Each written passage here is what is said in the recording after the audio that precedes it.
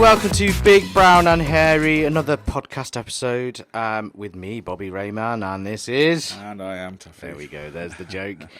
Every episode. I don't see any reason to stop it now. Yes, why not? Well, we're going to talk about the F1, aren't we? Your passion. I'm a casual supporter, fan of F1. I have my opinions on what happened in the race. Right, I didn't know what a sprint race is, so you got to explain this to me. Right, okay. I was very confused. Well, to be honest with you, I'm not 100% on it, but from what I understand, on Friday they have like a little qualifying session to. So that's not for the Grand Prix anymore. That's for the sprint race. Not anymore. It was just for this particular event. So it's like an experimental. Oh, it's a one-off, is it? Yeah, it was experimental for this particular event. Right. It's basically to give people bang for their buck, because previously on Fridays you buy a 3-day ticket for huge pointless sums of money. Practices. Yeah, Friday was very much a.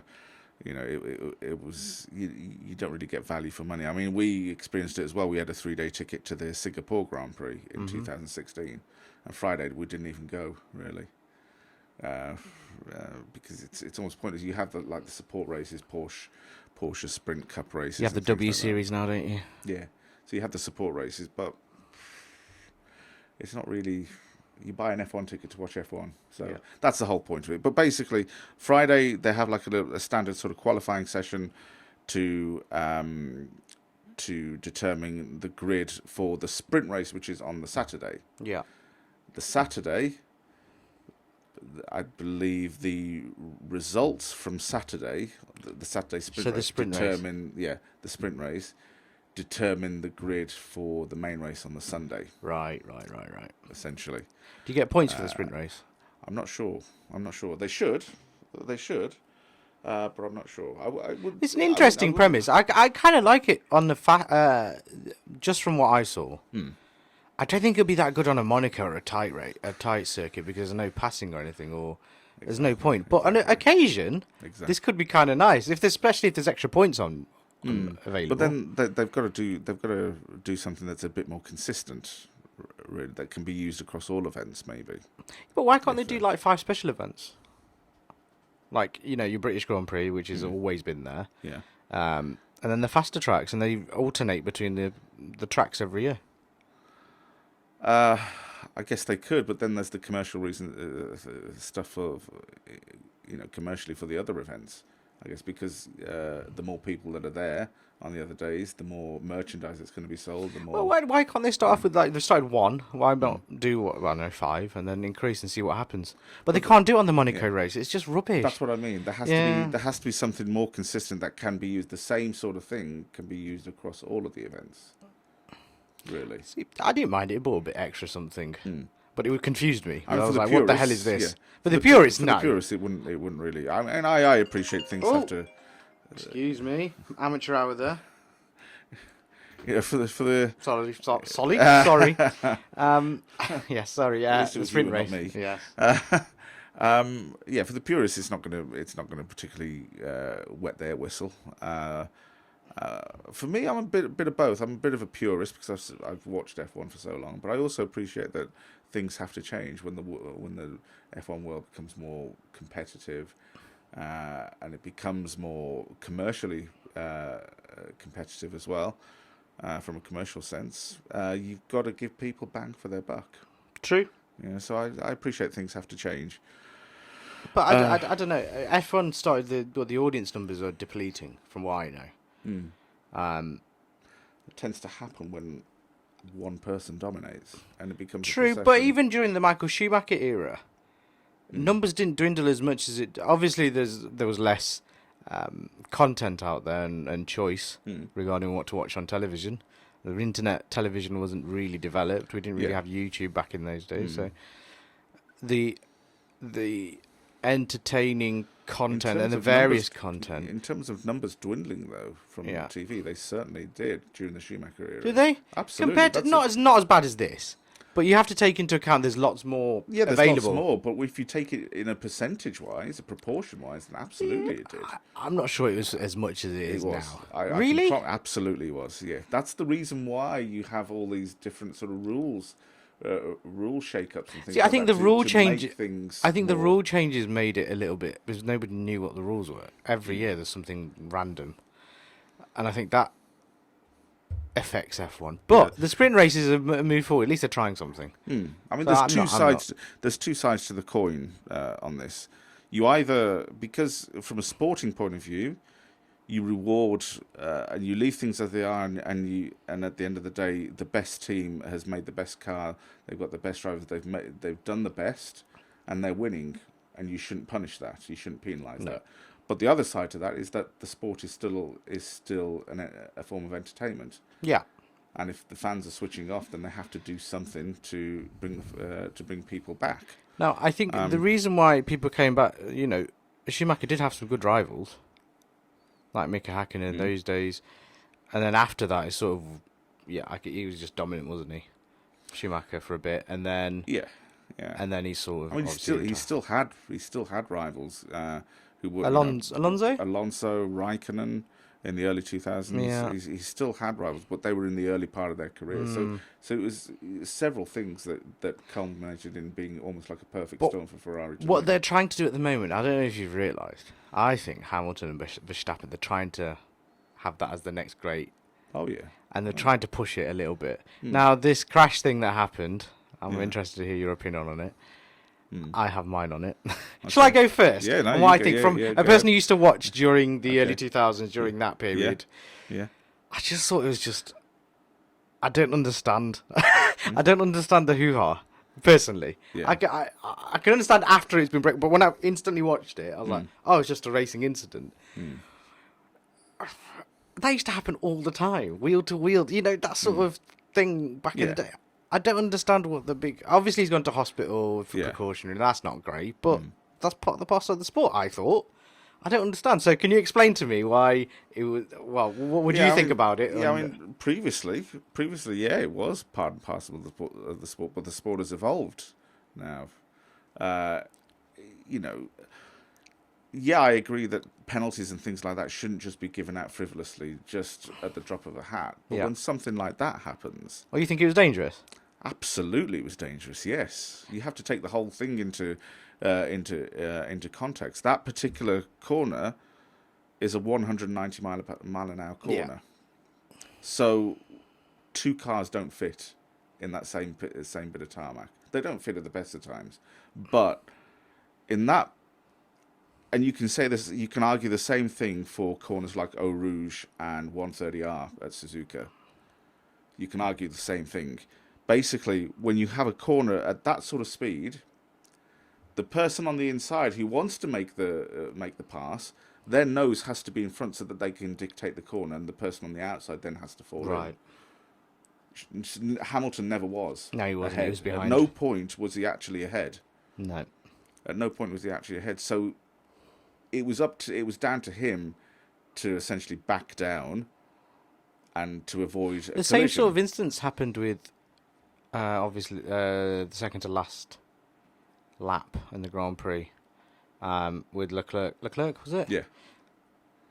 But he was a lot wider, wasn't he? Yeah. So and of course he was a bit more. Yeah. Why couldn't he do that in the first one? That was my first, my after looking at it. But initially, not in the first one because he's competing with Verstappen for the championship. Yeah, but he's Leclerc not competing with. No, he's not. But this is the thing with Hamilton. If as soon as he sees a threat to what could what he perceives as his, or what he could win, what he could achieve, as soon as there's somebody who's a threat, he can bang on as much as he likes. That he likes close racing and wheel to wheel racing, and he's relishing the competition. But as soon as he's threatened, Nico Rosberg has highlighted this. As soon as he's threatened, he gets rattled. True, he got rattled with Rosberg. Yeah, he got rattled with Rosberg. Are they still friends or not? I don't know.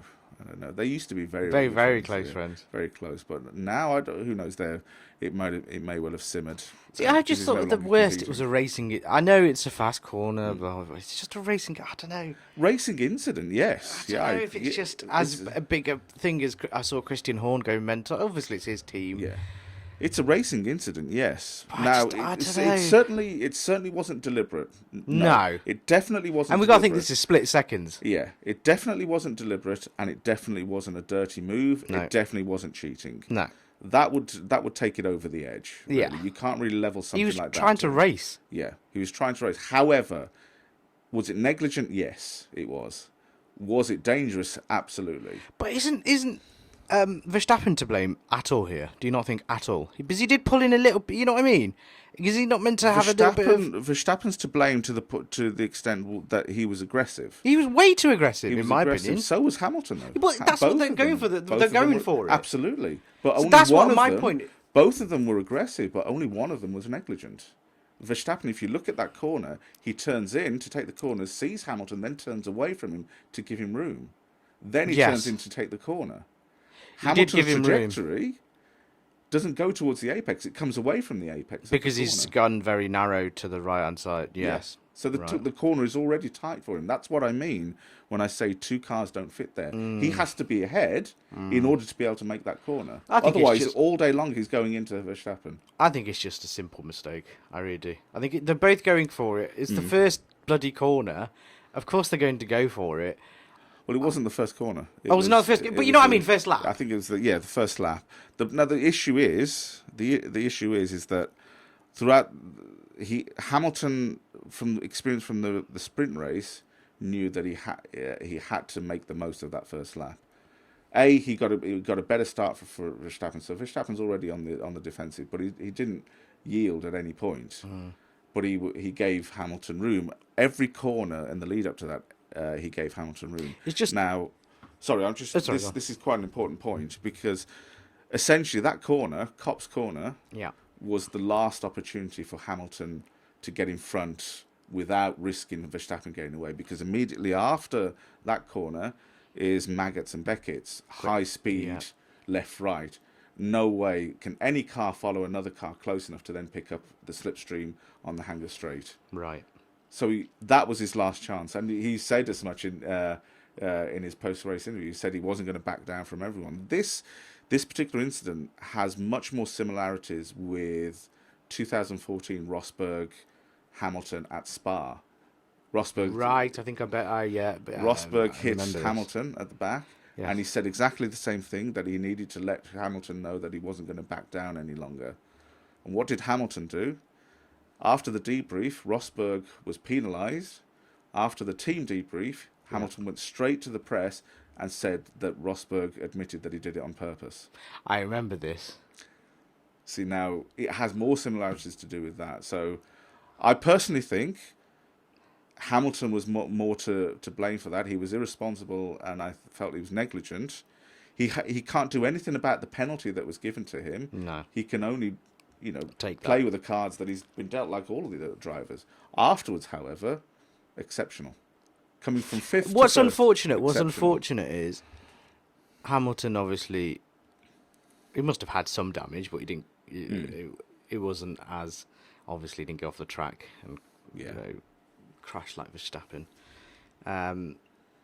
That's the unfortunate thing because they could have collided and carried on. You know what I mean? In other Yeah. races, Yeah. tracks, you can sort of have a little bit of a smack and then carry on. But it's just unfortunate one of them went off. Yeah. Yeah. And then let's take that out then. 'Cause I think I'm thinking old school here. I just think it's one of those things. Yeah. I think a lot of people will, and I think it's very easy to see it that way as well. Because I'm a fan like those fans that used to watch back in the day and then sort of lost interest. Yeah. I'll see the highlights on social media, on Twitter and whatever. Yeah. Find out who's won, but I won't sit there and watch the race. But yesterday I found myself sitting there watching the race for some reason. I don't know why. British Grand Prix, isn't It was the Home- British Grand Prix. home You Grand can't Prix. not watch it. Or Monaco. Grand So the Prix, two yeah. that you sort of watch. Yeah. Home Grand Prix. And it's always a good overtaking track. So I Yeah. thought, why not? And then the sprint race confused me, but then I figured it out, sort of. Yeah. And then this race, I kind of like the drama. It needs it. It does need it. It brings viewers. It gets bums on seats. But what I don't like, again, is this race crap. Why are you bringing that into it? It's just about racing. Have you heard Hamilton getting absolutely battered online? Oh, yeah. Racially. Yeah. Not like, not negative. Yeah, that's inexcusable. That is inexcusable. The race... It's horrendous. The racist abuse is inexcusable. The criticism, however, I think is justified. I don't think everyone was critical. I thought it was very 50-50 online. And I hate it, I've agreed with Piers Morgan again. As a casual fan, I just thought, I know, I can understand. I can understand why it's dangerous, but the thing is, the sport has evolved from a point in time when Senna was around, and it was, things like that happened. Post his death, who Hamilton is a big fan of, yes, models himself on him. Yeah. The sport has, headed towards, a huge but focus on safety. It stops. Like that. I understand, but then where the line for safety and being a gung-ho, aggressive driver, and Verstappen is, and he's a fantastic driver. Yeah, just that's the thing. But safety takes Hamilton over. Pushes that as well. Yeah. Hamilton, firm but fair racing. That bit there was firm, but it wasn't fair. It has to be firm and fair, really. What I also, the thing that doesn't sit well with me is this narrative that Hamilton is now pushing, that Verstappen is overly aggressive. That was quite laughable. funny. That was quite funny. Absolutely laughable. Because what is he? It's his aggression that has got him to 7 world championships. He was a bit over the top as well with his celebrations. Did you find that? Yeah. It's almost like he's rubbing it in. It's like letting Verstappen know this is my place. I think it's his defense mechanisms. It's quite funny, really. Going over the top. I think it's interesting. We're talking about it. Yeah, absolutely. Absolutely. I really hope that other people's after Hamilton and Rosberg, really, that was a little bit of needle, but it was in the same team, so it felt a bit awkward, didn't it? This doesn't feel as awkward. There was also a backstory to that as well, because they grew up together. Yeah, they grew up together. But Verstappen's the story for this is Hamilton's the experienced, the old timer now, which is mad. Which is mad, isn't it? Really, when you're thinking about it. And then Verstappen, who is the young whippersnapper, the young stud coming up. But let us know what you think. Do you think Hamilton was wrong, or do you think Verstappen was wrong? See if you agree with Tuffy, or if you're old school like me, and you just think it's just racing. Listen, I'm as old school as they come. I am. I'm as old school as they come. Hate rules. But I think this is as much as I think that Hamilton is responsible for this just as much as Senna was responsible for going into Prost at Suzuka in '89. I think. Well, let us know what you think, and we'll be back in the next segment. We'll talk a little bit more about F1 and then go into some other stuff. Yes. All right.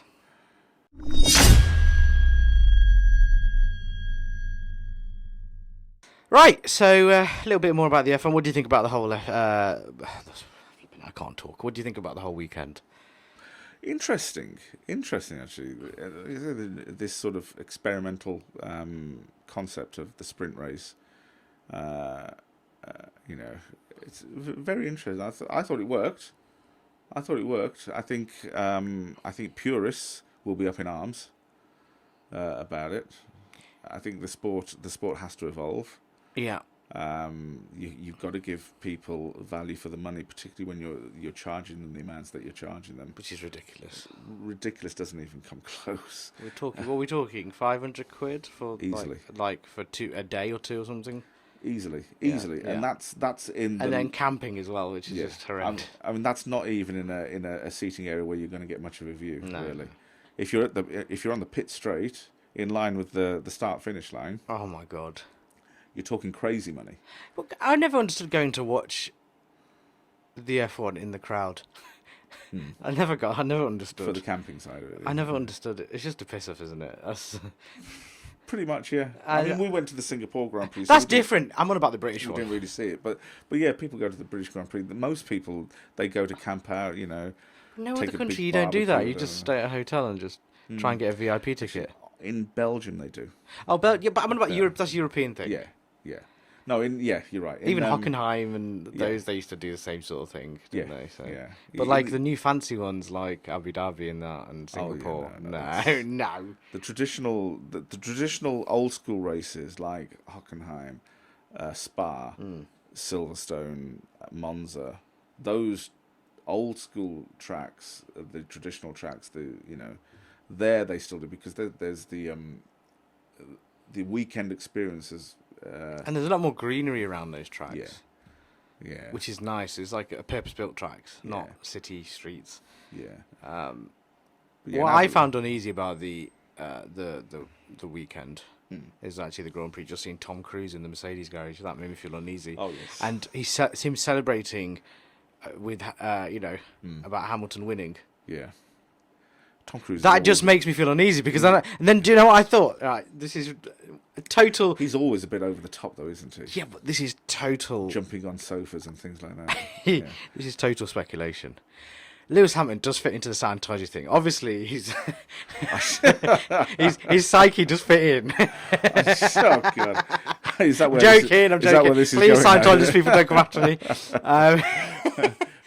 Yeah, I can see what the hashtags are going to be for this episode. God. Lewis Hamilton and Scientology. I'm telling you. I don't know. I just got those vibes. Why would Tom Cruise suddenly? Yeah. Interesting, actually. Really weird, interesting. isn't it? Because, I mean, he's unless they're personal friends. I've seen him everywhere in the UK. Are they filming Mission Impossible around here somewhere? Yeah, they are. Oh, so that's why you watched Wimbledon, and that's why. Yeah, and he was really weird. He was weird. You know, someone's so famous they don't know how to act anymore in front of people. Yes. At Wimbledon, he was like, like robotic. It was very odd. I mean, that is odd, particularly for Tom Cruise, because you're at tennis. Just go like that, are you? He's usually so laid back, isn't he? Yeah, it was he's very so odd. laid back and approachable and relaxed. But interesting with him being in the Mercedes garage, because it wasn't all that long ago that he actually tested a Red Bull F1 car. Why? Back when I think it was when they were constructing the F1 track at Austin, Texas. Right. So they got Tom Cruise in to drive it. Tom Cruise was he good? He was very good, actually. Of course he's very, a mentalist, isn't he? It's actually on YouTube. David Coulthard was coaching him, and he was scarily very close to Coulthard's times. No. Yeah. I didn't know he was a track driver. He must be. Well, when he did what was it? That NASCAR film. Wow, I Days of Thunder. Oh yes, and he's always that. had elements of driving, hasn't he? But not track. Yeah, but NASCAR's NASCAR. Yeah. I mean, yeah. Wow. It doesn't surprise me, because he's a thrill seeker, isn't he? NASCAR is just rednecks sniffing petrol fumes, really. The views of Tuffy are not supported by Big Brown Harry and Bobby Rayman. Jesus Christ! I was just having a go at Scientology. Ever since then, he's been a racing nut. So Well, fair play. That's the first time I've seen him in the paddock. I've seen him. Yeah, I haven't really been watching there, and I just thought, oh, that's Tom Cruise. I wouldn't surprise me if they're maybe promoting the film. Or, probably, like but he's friends with Lewis, isn't he? The elitists are friends with elitists. Yeah. It's weird, isn't it? But yeah, strange that only a few years ago, maybe 10 years ago, I think it was, he was testing a Red Bull F1 car, Mad. which is and now he's switched allegiances. Or they just invited him as a VIP guest, and he just and he's or Lewis Hamilton did. Or hey buddy, yeah. Hey buddy. That's Lewis Hamilton's accent, by the way. I'm sorry, I'm really uneasy about his accent at the moment. That's not his Stevenage. He's from Stevenage. What's this American twang that he does? It's very odd. Very odd. But anyway. Very odd, yeah. Or maybe we may well see a very nice Mercedes in the new Mission Impossible film. Maybe that could be it. You could have just. I think it's back scratching, really, isn't it? I'm talking about Americans. Should we talk about what we were going to talk about? Because we have this argument all the time about British comedy versus American comedy. I know we're going off randomly here, but this is your opinion on this, because we have this conversation before. Yeah. So where obviously I'm thinking you're supporting British comedy over American comedy, if you had to. Yeah, there are very few American comedies that really sort of jump out at me and think, wow, that's funny. Okay, go on. Yeah, Go. Huh? Go. Tell us. Well, the one that the one that I watched only recently that I didn't catch when it first came out in the late 80s, early 90s was Seinfeld. Oh right, yes. Of course, Seinfeld is a classic. Of all of those sort of, you could say, canned laughter shows, by far and away the funniest. I think. Well, it was written by Larry David and Jerry Seinfeld. And Jerry Seinfeld. I think Larry David has a lot to do with it. Larry David is just a fantastic writer. Yeah. Look, and what I loved about Larry David, this is another American comedy I like, is Curb Your Enthusiasm. Yes, It's just sensational. It's just Yeah. Seinfeld-esque, but it's the writing quality, but put in a real life situation, no canned laughter and sweary. Yeah, yeah. God, that's it's a wonderful show. It's a wonderful that's show. why I prefer Curb. But Seinfeld, yes, the writing is unbelievable. But Jerry Seinfeld, I can't believe he annoys me. I find him irritating. His nasal. I think what's that joke that goes around? Nasal sort of whiny voice. What's up with airline peanuts? And it's like, oh, okay. Oh yeah. I saw his new hour on Netflix. Is his comedy the same as before? Is it? He does the same jokes, and then he's done the new set. Right. I understand why people like him. Fair enough. It's just not my cup of tea. Yeah. Very 1980s and stayed. He hasn't moved on. Yeah. Like you look at the comedians here from the 80s, 70s, 80s, 90s. Yes. They've always been pretty dark. They've not been this family-friendly comedian. We'd rarely get that in this country. I think we did, but what they did, there wasn't really a market in the comedy clubs here. So what did they do? They turned into presenters. Yeah. McIntyre. McIntyre. I'm on about early, like, but like Bob Monkhouse and all those sort of. They didn't really stand. They did back in the 50s and 60s, but then they came into presenting. In sort of times. McIntyre is pretty much the same, but McIntyre can be a bit sweary, can be a bit risque with his content. But I see what you mean. There's more money in presenting. Yeah. But I think Britain cries out for sort of comedy that is right on the edge. I think it has been.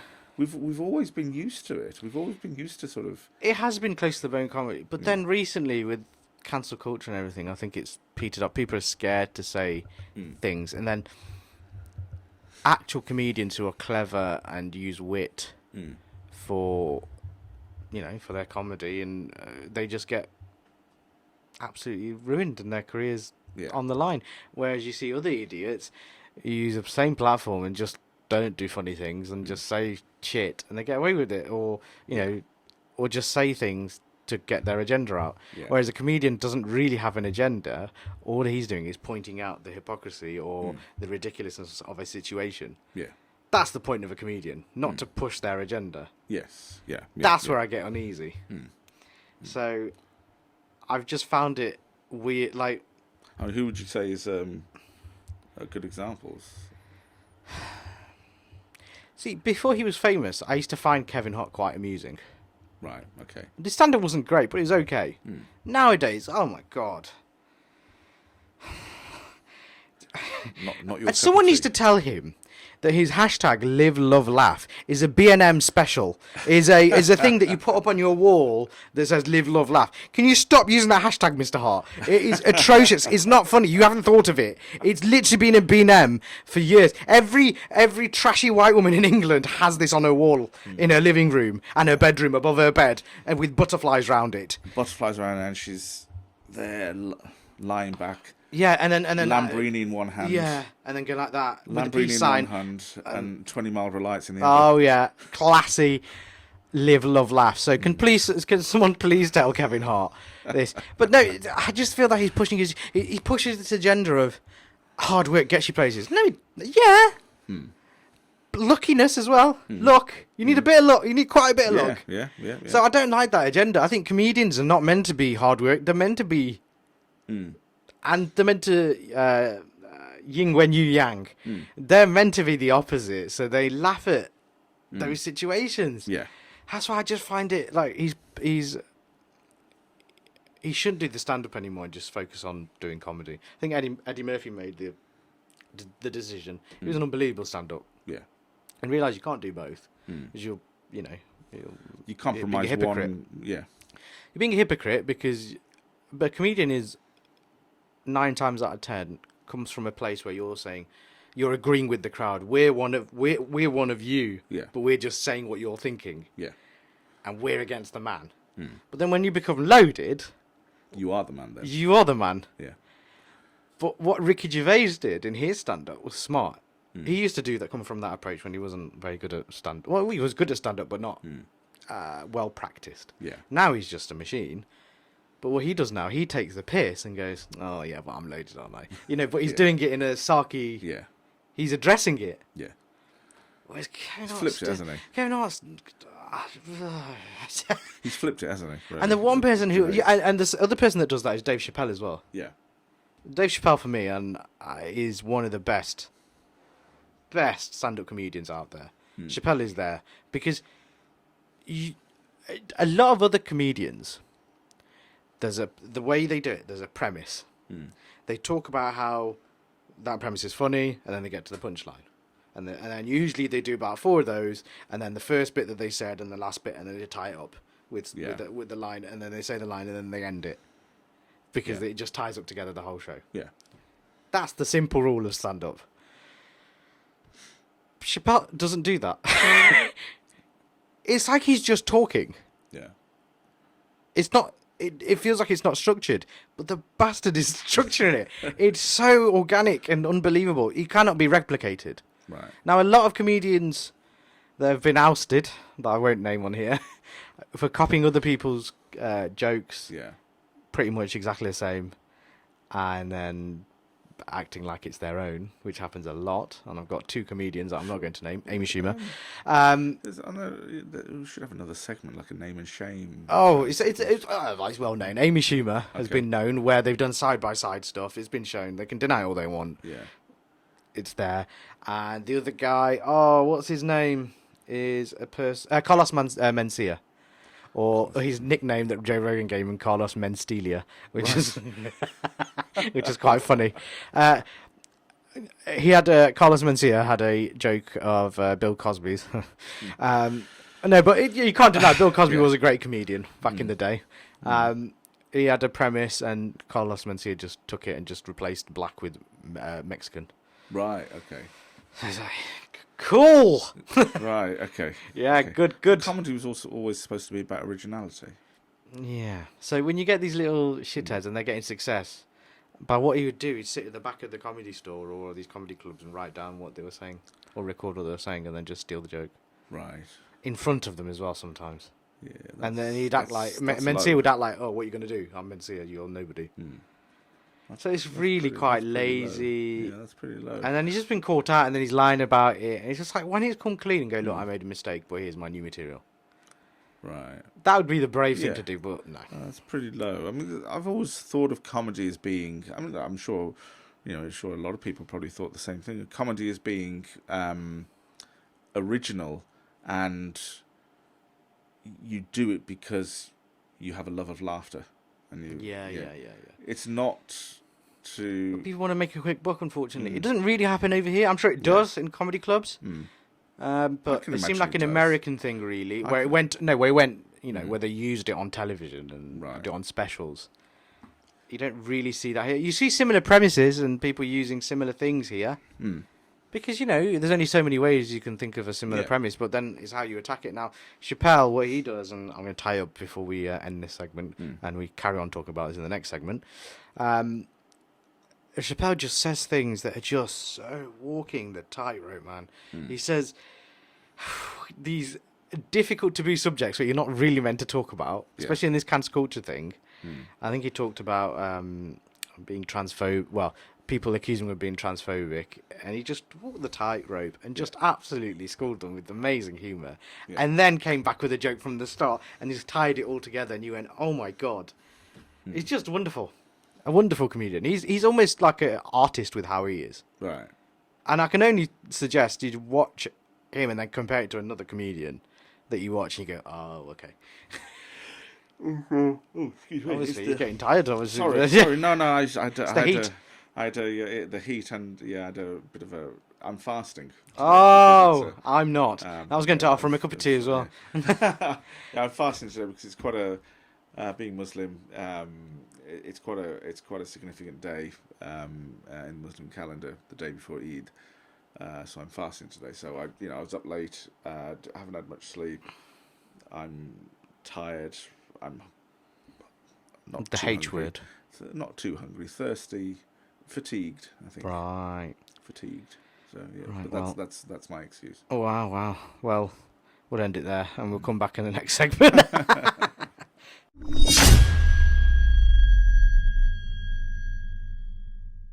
Right, so what would you say your favourite British comedy is then? Favorite. Okay, so are we talking favorite British comedian, favorite British comedy? Both. Let's go television both. Show? Oh God, British comedian. Mine's easy. I think I've already said it. It's obviously Gervais and Merchant. I think they're amazing. Ricky Gervais is one of them, and Eddie Izzard. Oh yes, Eddie Izzard. Love Eddie Izzard. Bill Bailey for me as well. Yes, yeah. He's a top.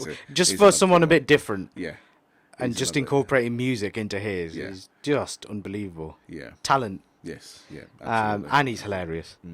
Yeah. Bill. Those three for me. Mm. I have to agree with you. I've seen some other comedians that I like, but not like I don't. I see them. Unfortunately, comedy's comedy, but Yeah. there's levels to it. I think. Yeah. There are several comedians that I'm not. Oh, go on. entirely Name and shame. fan Let's of. go. Who are you not a fan of? I've forgotten her name now. Sarah Millican. No, not her. I think she has a quality to her. Catherine Ryan. No, I like. I like Catherine Ryan. Catherine I think Ryan. she's new, I like like Catherine different. Ryan. Yeah, I like Catherine Ryan. Who's the female? She also appears on that 8 out of 10 Cats does. Yes, Countdown. yes. Curly ginger hair. What's her name? Rasheen. Rasheen. Yes, I know. You know- The toothy lady. Yes. You don't like her? Don't think she's funny in any way whatsoever. Not in. She plays the dumb character, doesn't she? On Countdown. 8 out I of 10. don't, to be honest with you, she's that bad. I really liked her in character she's Afterlife, playing. Yeah. but I've not really seen her stand up. To be honest, Yeah, I don't mind her. I, Sarah Millican does my head in. with her, don't know what it I is. don't know what it is. No, do you know what it is? Actually, I do know what it is. Sarah Millican does this, so she'll say a joke, do Yeah. this, and then go, and then come back, and she goes, "Oh, my hairy JJ or something," and then go, and it's like, stop doing that. It's like the Shakespearean aside, Yeah. but there's a way to do it. Don't go. It's like,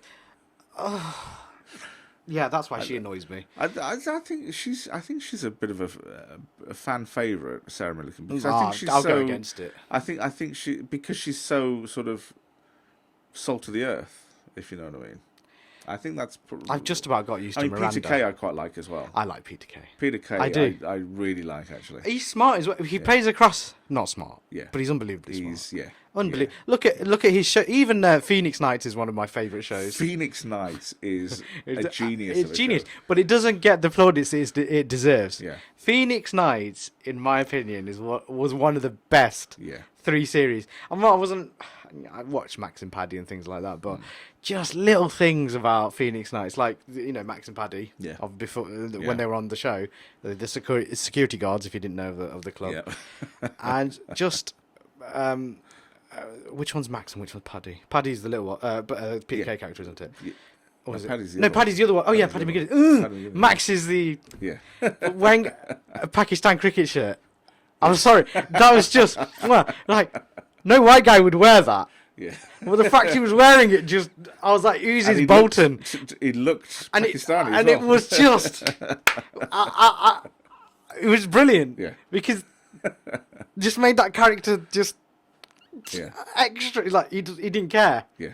So what would Yeah. you do wearing Pakistan? I can just imagine PK going, wearing a Pakistan cricket shirt. It was brilliant. Oh yeah, Just- she looked Pakistani. Yeah, as I well, know, it wearing was mad. Yeah. So yeah, that show. I mean, so many characters. Jerry Sinclair, just being a straight man compared to Yeah. Brian Potter. just all the characters are brilliant in that. Really, there's lines that I still quote to this day. I remember when they lost when the club burnt down and Jerry Sinclair and his drummer were working in Asda and they were trying to sell black bin bags. Go home and get your black bin bags. One of the best songs ever. And then I remember so many things. The inappropriate bouncy castle. Oh, fantastic! I loved Phoenix Nights. Yeah, it's a wonderful show. Really wonderful show. I mean, that show is as good. I mean, there are some pretty horrifically bad British comedy shows. But it was real. Yeah. That's what those working men's clubs are like. Yeah. But it also had, I mean, the way that it was filmed, it had a bit of, maybe even, I don't know what, from a photography point of view, maybe the way it was graded was very dull, grey. Yeah, the white balance, I'm not sure what. Yeah, so basically they just make it look a bit more 90s. Yeah, is essentially what they did. Yes. But it's just, I think it's a masterpiece, Phoenix Nights. Yeah. Just everything, and he's playing multiple characters, which is nuts. Yeah. That's Peter Kay, isn't he? He's able to pull it off. He's just Peter Kay. You think he's cringe. You think he's cringe, but he's not. He's actually a genius. Yes, very much so. And very much so. I was a bit upset he didn't come back for his comeback stand-up tour. Obviously, I think he had some undisclosed illness or something. Yeah. Well, we hope he's doing well, or his family's doing well. Yeah, but he's one of those comedians that can still do TV shows and still do stand-up and unbelievable. Marry them both. Unbelievable. But he's clever. He does his stand-up once, and he just does a big tour, and that's it. Yeah. But his tour sells out quicker than anything. Yeah.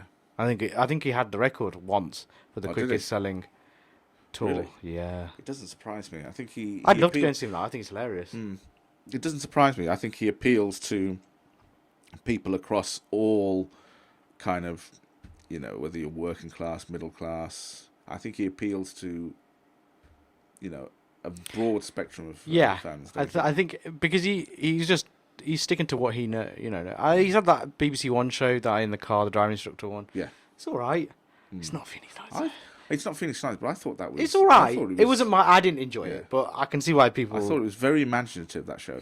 The entire show done in a car. It's not. I've got nothing against it. It just wasn't for me. But there's still elements of funny. There's funny lines in it. I just couldn't get into it. I haven't really given it a chance. I'll be honest. But you didn't tear your hair out at why he didn't. Why they weren't coming together. The two. Oh, I haven't. I've watched brief. Right, I need to give it a chance, but I don't know. I couldn't get into it. Right. Maybe now that the whole everything's up, that all the series and everything, I might watch it in one go. Yeah. But that show is good as much. Sorry, Phoenix Nights. That show is awesomely good, genius show as much as Citizen Khan is. Horrifically bad. How that got a second show, a second series, a second show. Never mind a second series. How that got another airing, I'll never know. You've opened a wound. You've opened a wound. Really? Have I? I'm gonna have to go into a rant now. I mean, you've also got sort of not family connections as such. No, I loosely. Yeah. I'm aware of Mr. Adil Ray, who plays Citizen Khan. It's just not funny. I mean, the guy from Inside Out, who presented Inside Out, you give him this dated 80s show, which isn't funny. My problem with it is, sorry to interrupt. No. Is, and I've said this many a time to you, and you know this, it's ha-ha funny, where you point and laugh at it, but you don't laugh at a situation. Yes. Which isn't a sitcom, in my opinion. It's just blatant, we're laughing at you. Yes. You're brown, you have a funny voice. Now that sets us back years. Yeah, absolutely. Like, if we're going to have brown people on television, there's not many, and the up and coming generation need people to look at. I'm sorry, of our sort of sort of fly attack me. We just we need a. It couldn't have been more ironic, that could it? Adil Ray's after me. This room needs fumigating. Yes. If you're going to be on television and you know, as a brown person, you want to see brown people on television, go, oh my God, I can do that. He had an opportunity to go and do something great by being given airtime, because the BBC is so old fuddy-duddy, especially the BBC Entertainment and Comedy. We just go, oh, brown guy? Oh, yeah, we'll have that. Is it safe enough? Yeah, any swearing? No, okay, we'll have that. Yeah. They probably tampered with the script. Yeah. It's just diabolical, in my opinion. It's like Mrs. Brown's Boys as well. I'm sorry, Mrs. Brown's Boys fans. It's the same thing. That's a bag of shite. It's the same thing as that, but with less. I mean, we're living in a transgender world, and we have a guy taking the piss dressing up as a woman. So why is no one having a go at that? Why is no one offended at Mrs. Brown's Boys? Yeah. There's a very, very good question. There's a very good question. I mean, you can't dress up in blackface or do this or whatever, but you can dress up as that. But then, wait, I thought we were BBC. I thought we were against this sort of crap. But that's why I'm into clever comedy. I like sitcoms. Have we missed a joke or something? I mean, it's not. I don't think I've laughed once. Yeah, no. It's just not funny. Citizen Khan, when I've watched it, I've not laughed once. And you know, I agree with you. I think this could have been a massive opportunity of a good comedy, but with accuracy as well. Just awful. And like Adil Ray, I've got a problem with Adil Ray. He's not funny. No. I'm sorry. You're okay at presenting Good Morning Britain. I'll give you that. And Inside Out, you're okay at that. You ask good questions. You're great at that. Comedian, no. I'm sorry, you're not. You went to Huddersfield University with my brother. My brother thought you were a cock. That's just how it is. You're a student, what do they call it? Student leader? What's it called? Oh, okay. Was it like that head of the student union? You were that or something. And everyone thought you were a twat. Right. So you're from Huddersfield Uni. I mean, that's what they thought of you then. So, you know, obviously people change. But then when you create a piece of shit like Citizen Khan, you should be ashamed of yourself. Awful. It's one of the worst shows. You're an abomination. Show. It's an abomination to comedy. It's not even comedy. I appreciate all types of comedy. Now, I'm probably being extra harsh because it's Asian comedy, and I'm going to be extra harsh.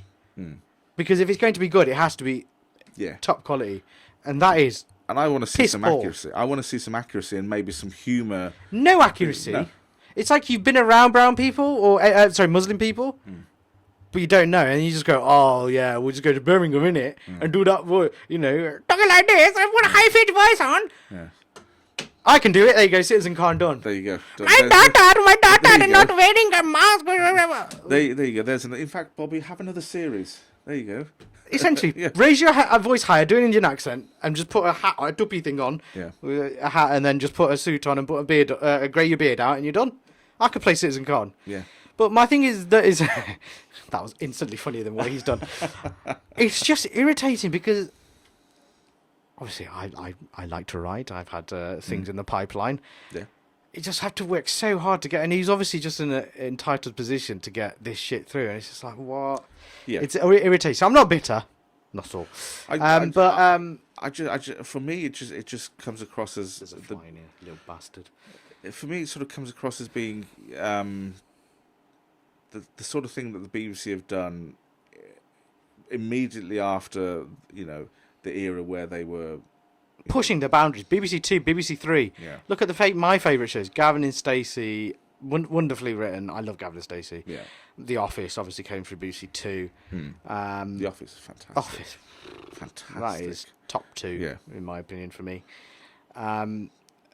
Even before then, Fawlty Towers. You're looking; they're always pushing the boundary. Even Mitchell and Webb had the Mitchell and Webb look, which is a bit out there. But they had Peep Show on Channel 4, so sometimes things don't get through on BBC 2 or BBC 3. You've got stuff on BBC 4. Toast to London. Yeah. Absolutely. Tuffy introduced me to Toast, and I can't believe I didn't see it because it's amazing, and I'll quote it. It's a wonderful show. Wonderful show. And now the BBC have got a show with it, and I'm terribly nervous. I'm not going to lie. I'm terrified. It's not going to be it's not going to be risque. I'm it has to be. That's the whole point of it, of him saying inappropriate things, doing inappropriate things. Yeah.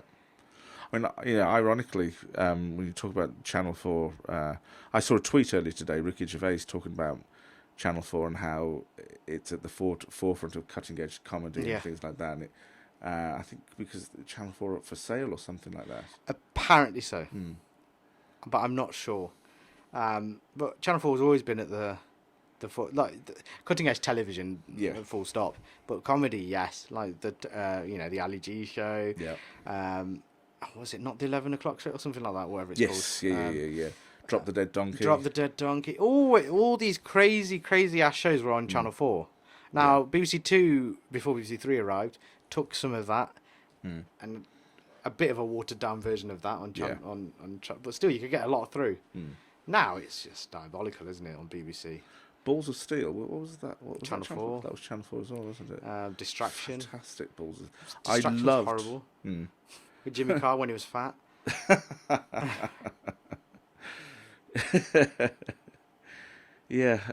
no, I agree with you. Channel 4 is... Channel 4's always been on the edge. Edgy television. Yes, yeah. And they're allowed to. But BBC 2 is just not the same since BBC 3 arrived. I think they tried to cut BBC 3 out, which just shows how old fuddy-duddy BBC is, unfortunately. Taking out the thing that the young audience watched. And you expected them, they're young, they'll go on the internet. No, they're not. So what do? They crawl back. Like this Tory government U-turn, bring back BBC 3. All those comedy opportunities missed out. I mean, so many things. They're essentially it's strange, isn't it? Essentially a state broadcaster in what is known to be, in what is generally accepted to be, one of the forefront, one of the main sort of, the mother of democracy. Yes. And this is a state broadcaster. And I'm a big believer that there shouldn't be state broadcasters. Television should be something not unregulated, but should be allowed to evolve. And I think Netflix is the next place, really. It's allowed to be as sweary and whatever you want to say. You can get it through. So that comedy needs to do that. It needs to push boundaries. Yes, they may go over the line, but they didn't mean it. It's horrible when they mean it. Yes. Like that Andrew Lawrence, whatever, when he just made that joke about Rashford and Sancho and Saka. Just wasn't funny. Wrong time, not funny. Yeah. But comedy is about timing, right thing to say, and you're being the jester in the room, making always picking out the elephant in the room. Yeah. To make people laugh, going, "Oh, for God's sake!" And the viewer has got to be intelligent enough to see the difference. Yeah, and if you're dumb and get offended, the comedy's not for you. Just go and watch your shitty teen dramas. Go and watch Citizen Khan. Go and watch Citizen Khan and Mrs. Brown's Boys. Yeah. If you don't want to be offended. Jesus Christ. But on that note, we'll finish this episode. I have gone a whole episode, and you've gone a whole episode without mentioning my shirt, so I should carry on and not talk. I did mention this it earlier. Horrendous. I did mention it earlier. I called it cabana wear, didn't I? I mean, I'm going to smoke a cigar in a minute. It's another hark back to Seinfeld cabana wear. What is it?